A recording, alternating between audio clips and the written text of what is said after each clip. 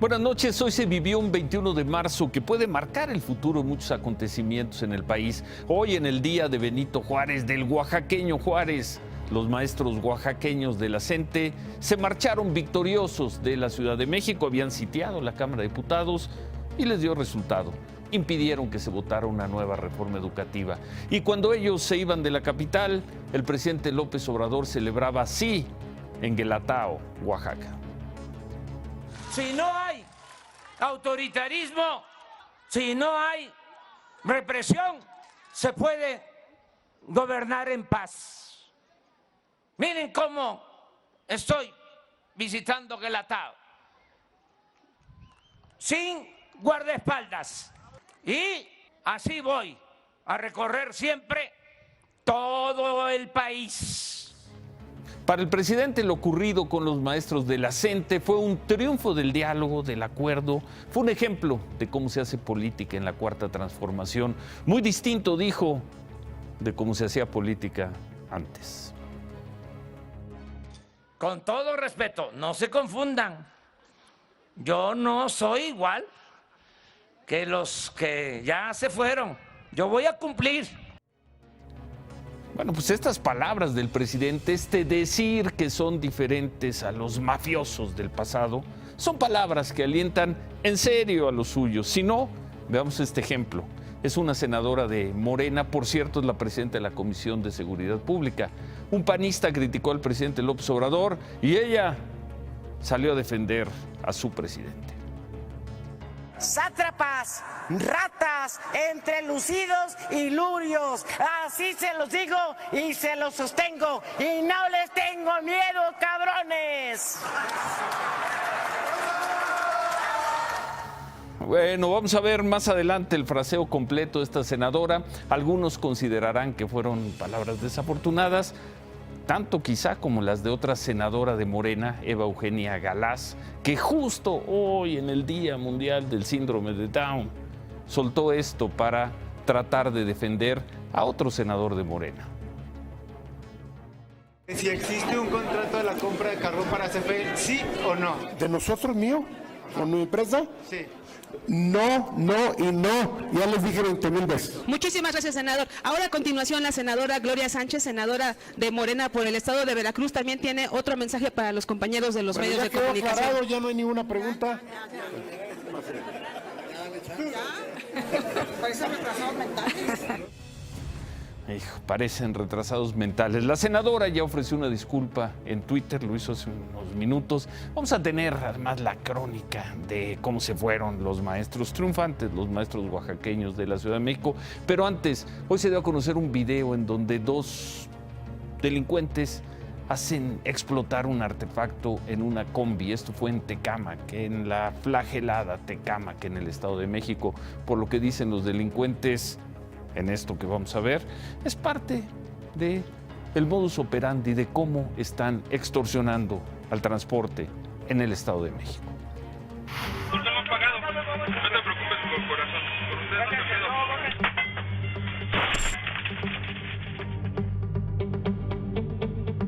Eran las 5 de la mañana con 15 minutos de lunes. Una camioneta de pasajeros circulaba sobre la autopista México-Pachuca, cuando dos hombres hicieron la parada a la altura de la colonia Loma Bonita en Tecámac.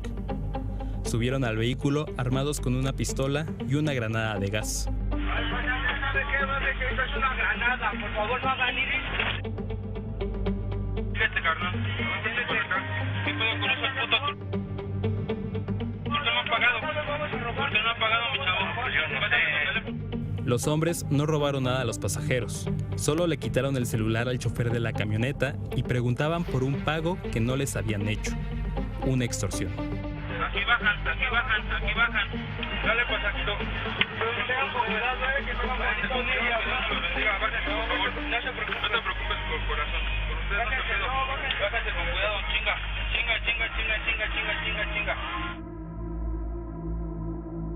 Después de bajar a todos los pasajeros, obligaron al chofer a manejar unos metros más. Hágase, papito. Hágase, no hagas pedo, no hagas pedo.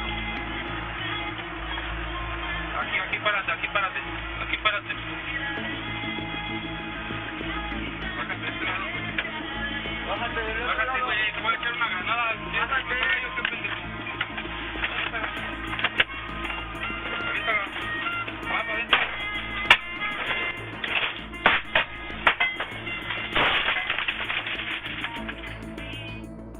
La granada que utilizaron los delincuentes es una granada antidisturbios, que se utiliza para disolver manifestaciones. Sin embargo, no es la primera vez que ocurre. Imagen Noticias habló con choferes del transporte público de Tecámac, quienes nos contaron cómo operan estos grupos de extorsionadores. Quieren dinero a cambio de dejarnos trabajar. Son 2,000 pesos de tarifa cada que vienen.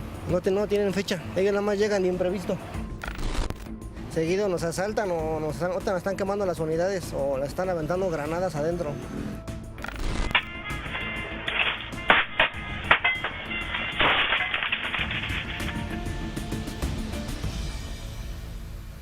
¿Qué es esto? Ahora granadas para extorsionar. Los choferes le piden al gobierno del Estado de México que los operativos contra asaltos y extorsiones que anunciaron a finales de enero sean permanentes, pues para evitar este tipo de agresiones. Una promesa de todos los gobernadores del Estado de México desde siempre, desde hace 20, 30, 40 años, es que ahora sí van a acabar con la violencia, con el robo en el transporte público. Pues tristemente vemos que no es así, cuando menos en esta parte del Estado de México. La Procuraduría de Justicia de Baja California informó que los dos jóvenes fueron liberados o aparecieron. No dieron más detalles, solo dijeron que un familiar se comunicó con la Procuraduría para dar esta información. Entonces los levantaron y hoy un familiar le informó a la autoridad que ya habían aparecido. Raras cosas que ocurren. Bueno, en Puebla, una juez ordenó mantener en prisión a 12 marinos acusados de haber matado a 4 personas. El 28 de febrero, los marinos detuvieron a estas 4 personas en un operativo. Esto fue en la comunidad de Guadalupito, en el municipio de Santa Rita, Tlahuapan. Supuestamente la habían encontrado robando combustible, estaban robando combustible en una toma clandestina, pero después estas personas aparecieron muertas y semienterradas. La juez de Puebla decidió mantener en prisión a los marinos porque en la audiencia dicen que se presentó un video del momento de la detención de los 4 civiles. Malas noticias para la Marina. Veíamos al inicio del programa la reacción que tuvo la senadora de Morena, Lucía Trasviña, así se llama. Se estaba discutiendo en el Senado una iniciativa conocida como muerte civil. Es para inhabilitar a funcionarios y a particulares acusados de corrupción. Los panistas y priistas habían hablado de que corrupción también es hacer licitaciones a modo. Se referían a lo que se anunció esta semana sobre la licitación de la refinería de Dos Bocas. Criticaron al presidente López Obrador y así reaccionó la senadora. Cuando otros reclamaron al gobierno estúpido del Vicente Fox o las negociaciones del también borrachín de Calderón, cómplices del crimen organizados, tapaderas, y todavía vienen a esta tribuna a descalificar al hombre que está salvando a esta patria. No vamos a permitir descalificaciones porque son unos sinvergüenzas, son cínicos, esos son los que son sátrapas, ratas, entrelucidos y lurios. Así se los digo y se los sostengo y no les tengo miedo, cabrones.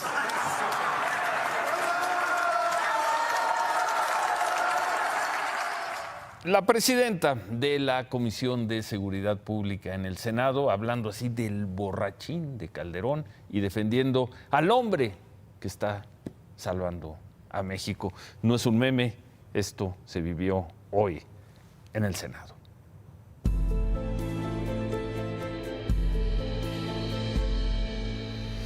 La Cámara de Diputados amaneció sitiada. Los maestros de la sección 22 de Oaxaca cumplieron la advertencia y por segundo día no dejaron pasar a nadie, no dejaron que nadie entrara ahí al Palacio Legislativo de San Lázaro.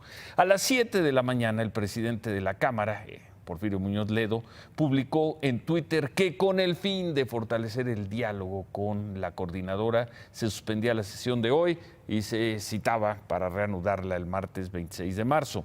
A pesar del tuit, se calcula que eran unos 2,000 maestros en plantón, seguían advirtiendo que no permitirían que nadie pasara porque no iban a permitir que los diputados aprobaran el dictamen de reforma educativa.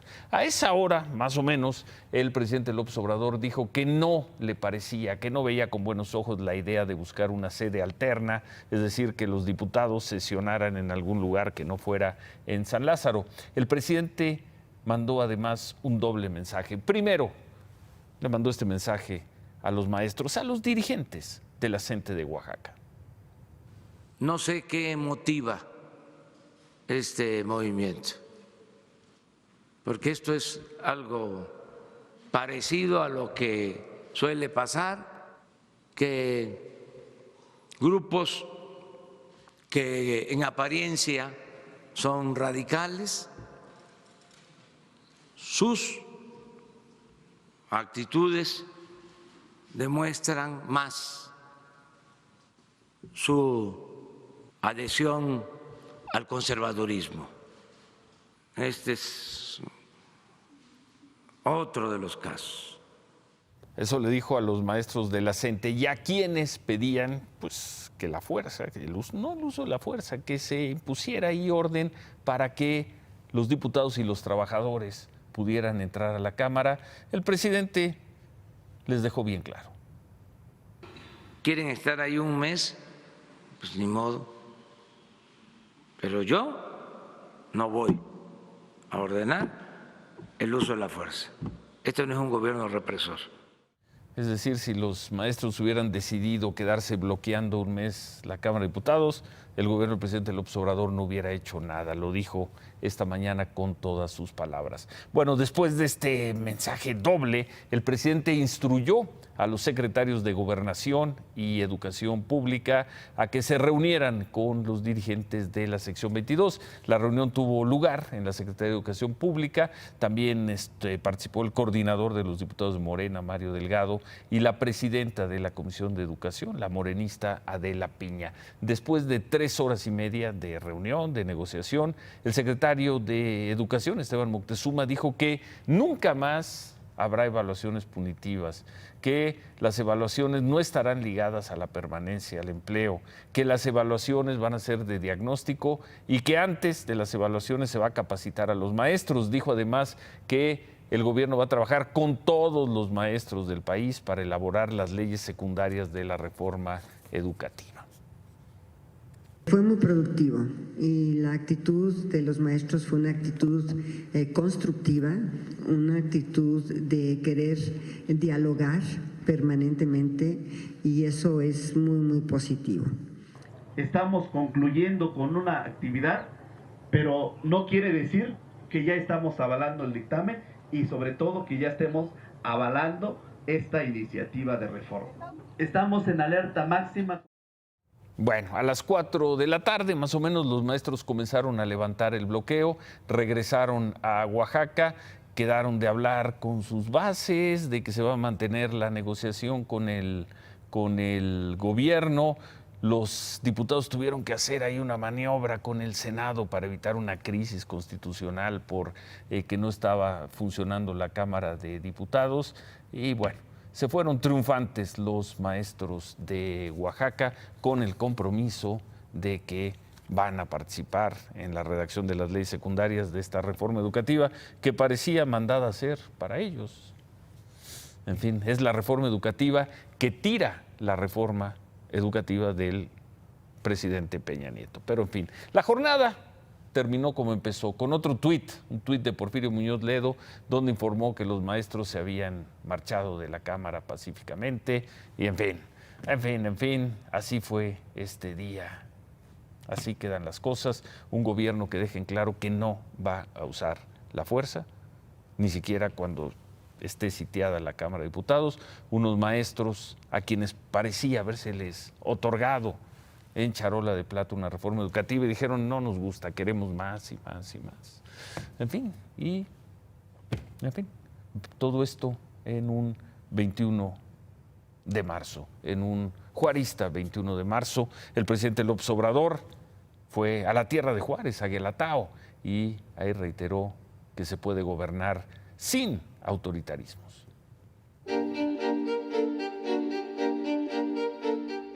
En Guelatao, donde hace 213 años nació el héroe patrio consentido del sexenio, el presidente López Obrador habló de sus consignas de batalla, las frases juaristas que ahora son suyas, que con el pueblo todo y sin el pueblo nada. Sabedor de que a 1.265 kilómetros de distancia, los maestros oaxaqueños comenzarían a levantar el bloqueo de la Cámara de Diputados, el presidente celebró otra de las máximas de Benito Juárez, ahora asimiladas en el discurso cotidiano de la 4T, que nada por la fuerza, todo por la razón y el derecho. Garantizar a todos la libertad de manifestación, de expresión, el derecho a la crítica, el derecho a disentir, pero sin el uso de la fuerza y sin querer imponernos a gritos y a sombrerazos. El presidente consideró que ha llegado la hora de la unidad, pero no perdió la ocasión para advertir que los conservadores no van a poder contra la 4T, porque como dijo que decía su prócer de cabecera, el triunfo de la reacción es moralmente imposible.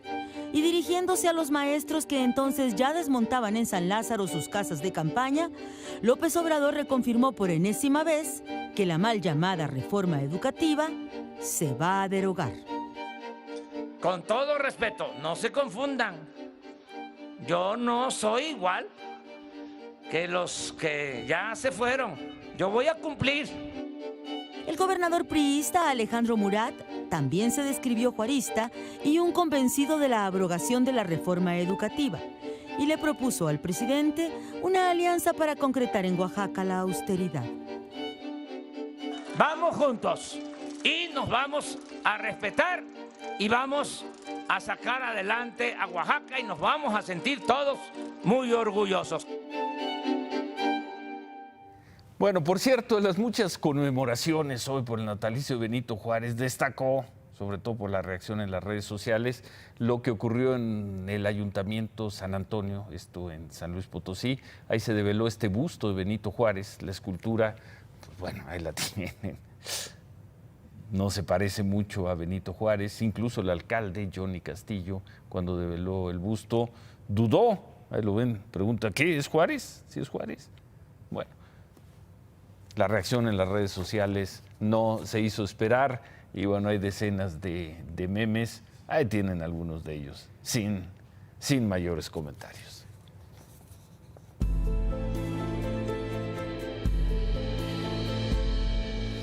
Esta historia que hemos seguido, porque es una historia representativa de quizá de lo que está ocurriendo en otros puntos del país, la empresa Progas, dueña de las dos estaciones de gasolina cateadas y aseguradas por la Policía Federal en la comarca lagunera, insistió en que su operación es legal. La abogada de la empresa nos proporcionó una segunda grabación del día del cateo ocurrido el fin de semana, donde pues todo apunta a que se trató de una acción cuando menos irregular. El sábado, la Policía Federal realizó un cateo a 2 gasolinerías del Grupo Progas en Coahuila y Durango, apoyados en una orden otorgada por un juez federal. A pesar de la legalidad del operativo en este video de seguridad, se observa un policía desviando la cámara hacia el techo con el fin de evitar el registro en imágenes. En un segundo video, se observa la entrada de 2 policías a las oficinas de la gasolinería ubicada en Torreón, Coahuila. Atrás de ellos, 3 personas identificadas por los abogados de la empresa como trabajadores del Ministerio Público Federal también entran al local. Utilizan gorras y capuchas para no mostrar su rostro.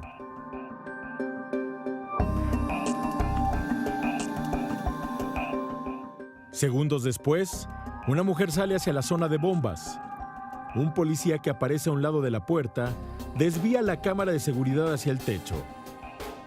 Las 2 grabaciones se cortan segundos después. Los empleados aseguran que los policías arrancaron los grabadores y se los llevaron. Incluso retuvieron a todos los empleados dentro de las estaciones sin permitirles el uso de teléfono celular, entrando de una manera agresiva, tumbando todas las cámaras de seguridad de la empresa. Ayer, la Secretaría de Seguridad y Protección Ciudadana confirmó que policías federales participaron en el cateo e informó que las 2 gasolinerías aseguradas no contaban con los permisos para operar. Progas mostró los permisos expedidos por la Comisión Reguladora de Energía fechados el 15 de noviembre de 2017.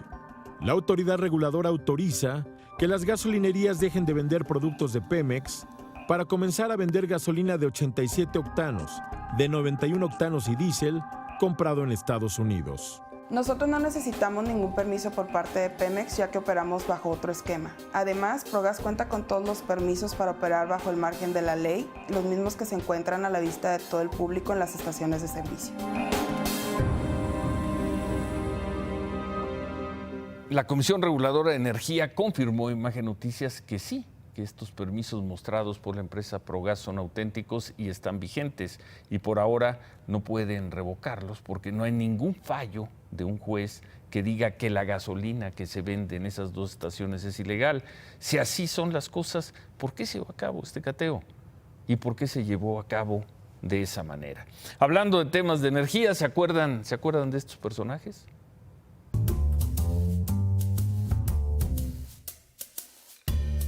¿Qué es un CEL y cómo se obtiene? CEL. Ahí sí, le voy a ser honesto porque estamos aquí en términos de honestidad, estamos hablando, ¿qué es una CEL? Esto es un CEL. Es un certificado de energía limpia. Ah, ok.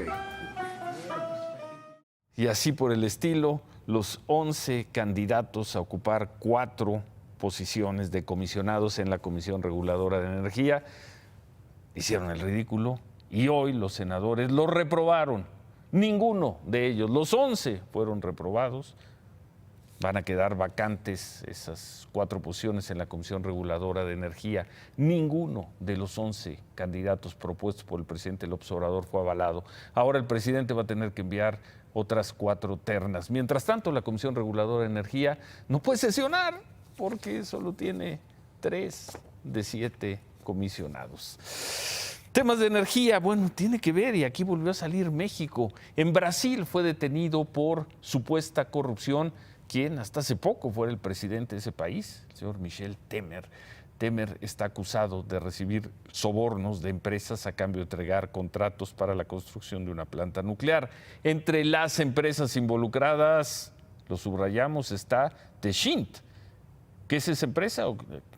¿Por qué la mencionamos? Porque es una de las 6 empresas que recibió invitación directa del gobierno del presidente López Obrador para elaborar el proyecto de construcción de la refinería de Dos Bocas en Tabasco. La acusación contra el expresidente Temer forma parte de la mayor investigación que se ha hecho en Brasil por escándalos de corrupción y por la que también está preso otro expresidente, Luis Ignacio Lula da Silva. En la Suprema Corte de Justicia, México, le dieron la bienvenida a la nueva ministra, la señora Yasmín Esquivel. Hubo una sesión solemne y el ministro Fernando Franco aseguró que la señora Esquivel, la ahora ministra Esquivel, cuenta con méritos propios para ocupar un lugar en la Corte. La ministra Esquivel fue asignada a la segunda sala de la Suprema Corte, que es la sala que analiza los asuntos administrativos y laborales. Anoche informamos sobre los nuevos lineamientos que se van a dar a conocer, en principio el lunes, para el uso de vehículos no motorizados, los llamados scooters, estos patines motorizados. Bueno, una de esas nuevas disposiciones para los usuarios es que tengan casco y tiene que ver lo de la circulación por las ciclovías. Pero hoy se dieron a conocer estas imágenes. Un usuario de estos scooters fue atropellado por un coche en la colonia Roma, en la delegación Cuauhtémoc. En el video se ve que el joven iba sobre el carril de sentido contrario, contraflujo, como le dicen, del trolebús. El conductor que lo atropelló se dio a la fuga. El joven de 27 años resultó con lesiones leves, por suerte, y bueno, así fue a levantar una denuncia al Ministerio Público. En fin, esta mañana la alcaldesa de Álvaro Obregón, Laida Sansores, dio una conferencia para informar lo que ha hecho su administración en la lucha contra la corrupción inmobiliaria. dijo que hay 81 obras suspendidas y clausuradas en estos primeros 100 días. Entre ellas habló de 2 en particular. Ahí estamos viendo una de ellas que hemos mostrado en el programa, la de el edificio de Insurgentes y Altavista, y otra, la de Periférico 3042 en San Jerónimo, la de la presa Ansaldo. También dijo Laida Sansores que estas 2 obras, repito, que hemos reportado en más de una ocasión en este programa, que las 2, por carecer de permisos, tienen que ser demolidas, y que además la de la presa Ansaldo debe ser demolida porque en su estado actual, como está, se puede derrumbar, puede caerse y provocar una tragedia. La alcaldesa Laida Sansores habló también, y muy a su estilo, sobre los desarrolladores de estas obras. Son de gentes, de constructores muy renombrados, gentes que tienen mucho poder, que pues vienen aquí con fundaciones y en que les apoyamos, pues en que tienen su obra, ¿no? ¿Qué más tenemos, Cristal?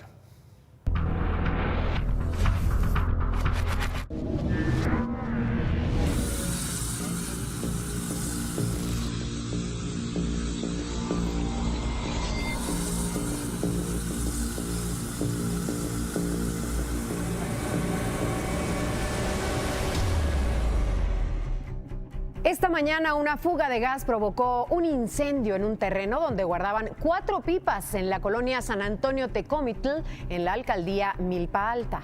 3 empleados sufrieron quemaduras y tuvieron que ser trasladados en helicóptero a distintos hospitales. De acuerdo con autoridades de la Ciudad de México, 2 pipas se incendiaron y una más resultó afectada por las llamas. El alcalde de Milpa Alta, Octavio Rivero, descartó que en el lugar haya una toma clandestina, pero afirmó que se investiga si el dueño del terreno tiene permisos para guardar pipas.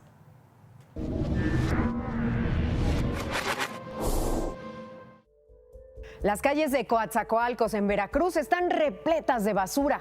El servicio de recolección lleva 4 días suspendido en manifestación por el despido de unos 400 trabajadores sindicalizados que tenían hasta 20 años de antigüedad. Los ex empleados acusan al alcalde Víctor Carranza de violentar sus derechos para favorecer a sus recomendados.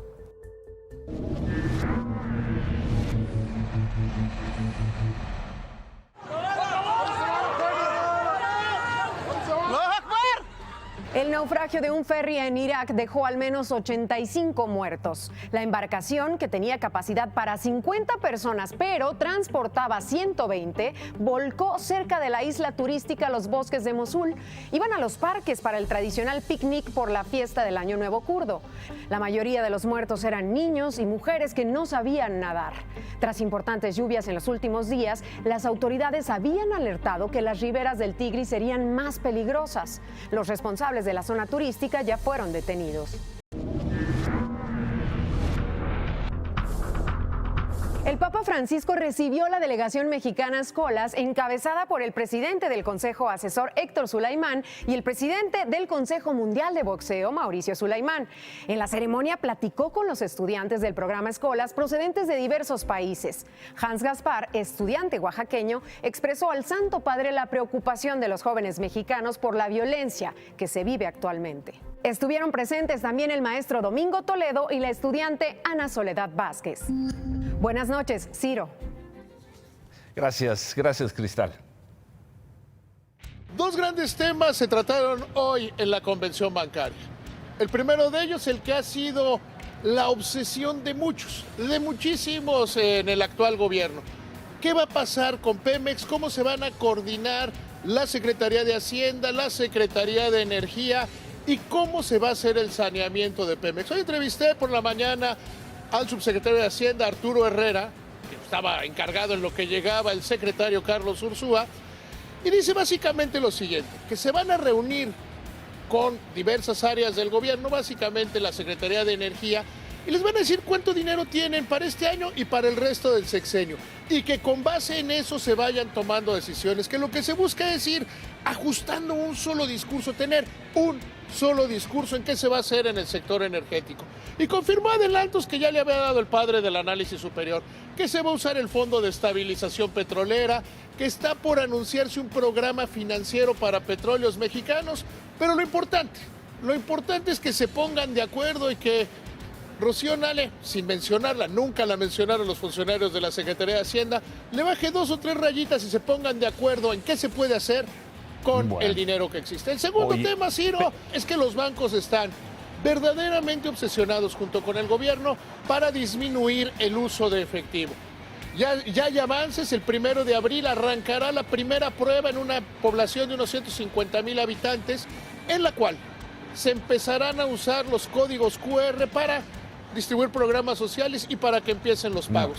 Si esto se logra, habrá un cambio fundamental dentro del sistema financiero. ¿Es cierto que llegó tarde a una reunión importante el secretario de Hacienda, Carlos Ursúa?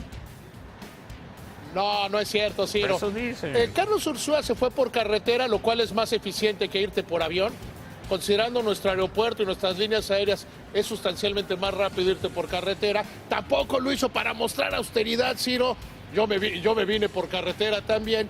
Y normalmente el show lo maneja una parte del subsecretario, otra parte del secretario, como es tradición.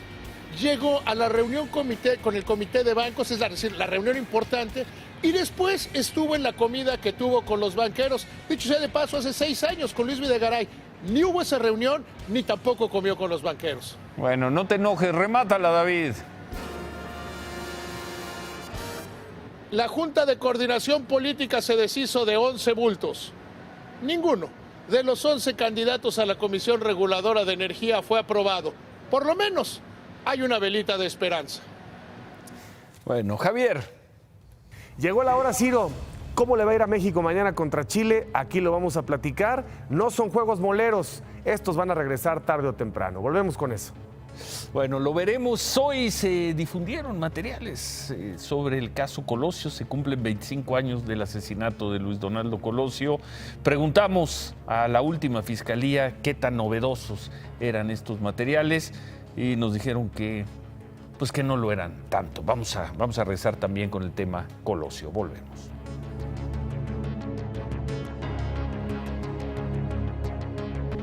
A unas horas de que se cumplan 25 años del asesinato de quien fuera candidato del PRI a la presidencia de la República, a 25 años del ajusticiamiento de Luis Donaldo Colosio, la organización Mexicanos contra la Corrupción difundió 32 videos y 4 audios sobre aquel crimen.